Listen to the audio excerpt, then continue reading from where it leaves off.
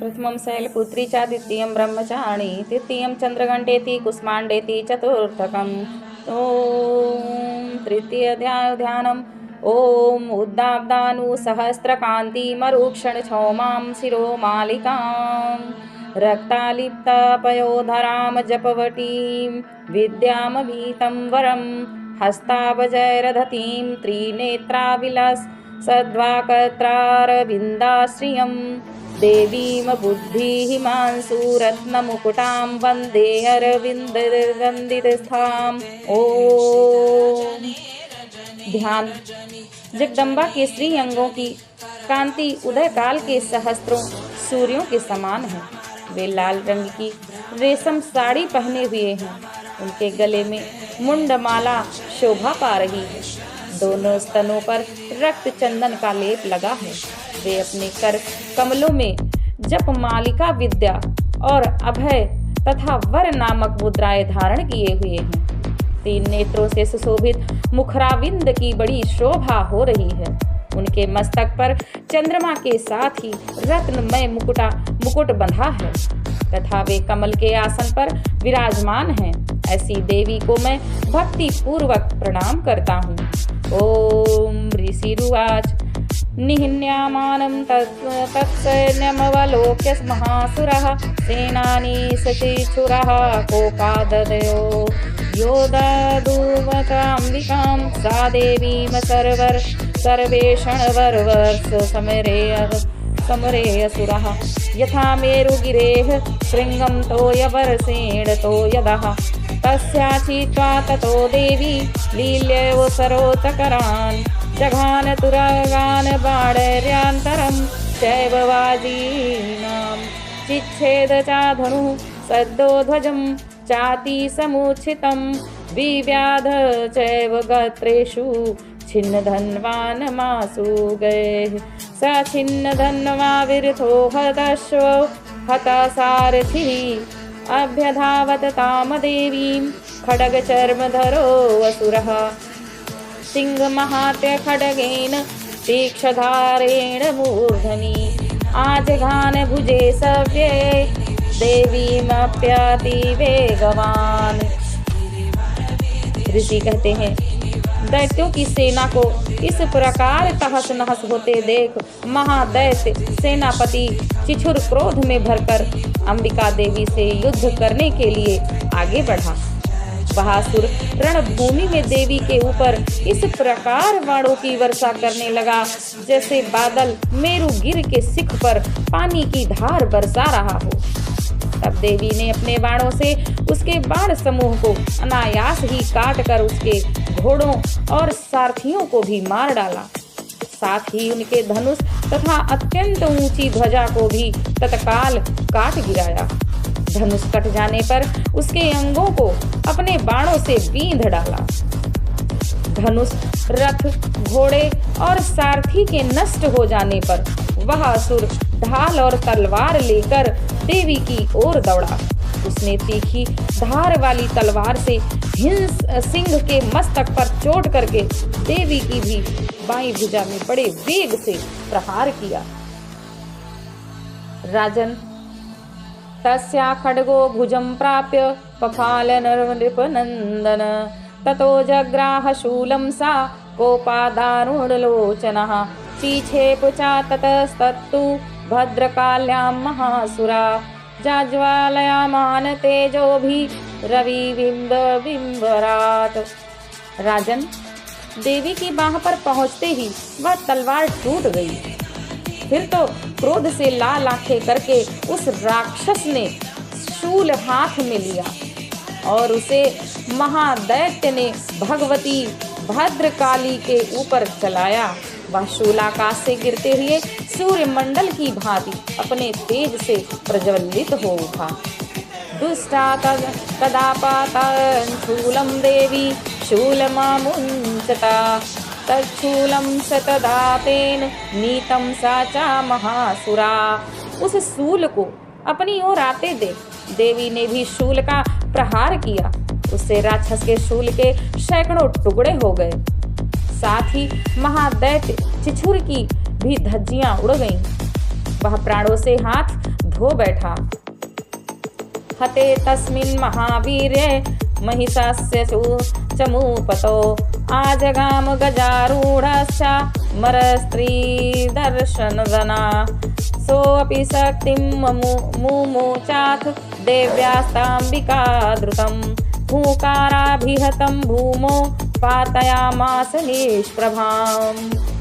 महिषासुर के सेनापति उस पराक्रमी चिछुर के मारे जाने पर देवताओं को पीड़ा देने वाला चामर हाथी पर चढ़कर आया।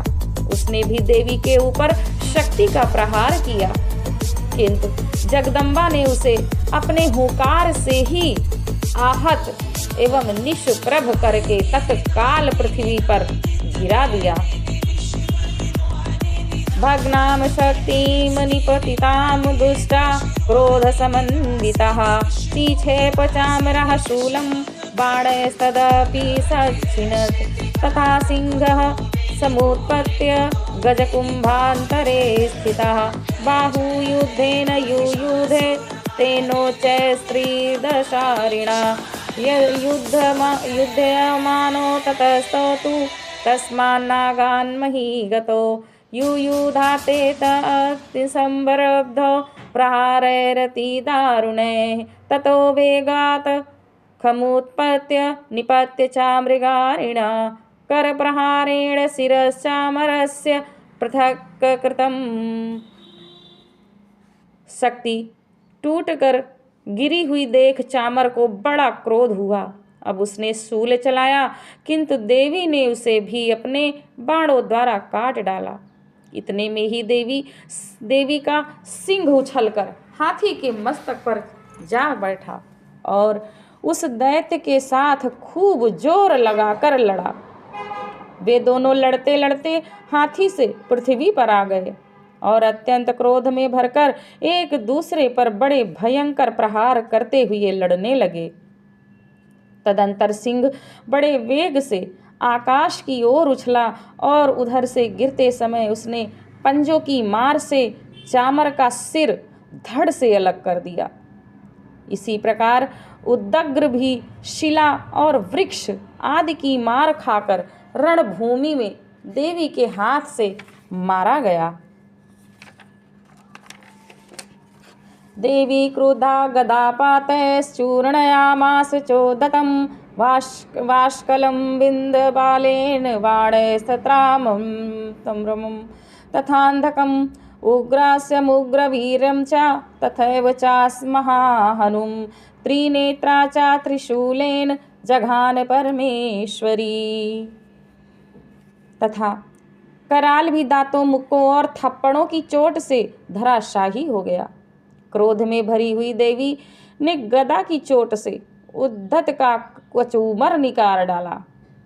भिंदपाल से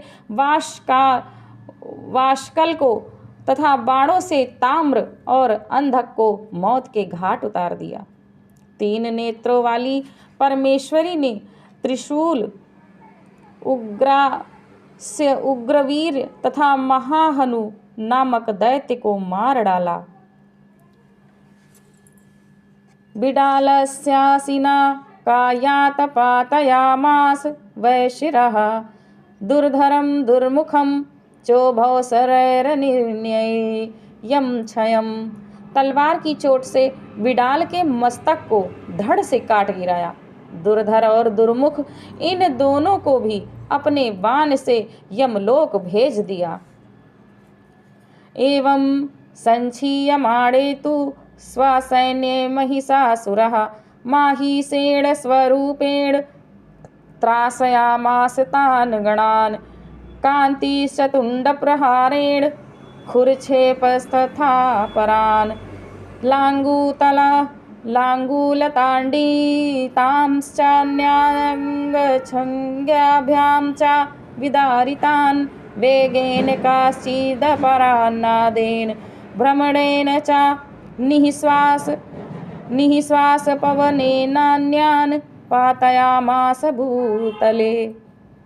इस प्रकार अपनी सेना का संहार होता देख महिषासुर ने भैंसे का रूप धारण करके देवी के गणों को त्रास देना आरंभ किया, किन्हीं को थूथुन से मारकर, किन्हीं के ऊपर खुरों का प्रहार करके, किन्हीं को पूंछ से चोट पहुंचाकर, कुछ को सींग से विदीर्ण करके, कुछ गणों को वेग से, किन्हीं को सिंहनाद से, कुछ को चक्कर देकर और कितनों को निःश्वास वायु के झोंके से धराशायी कर दिया।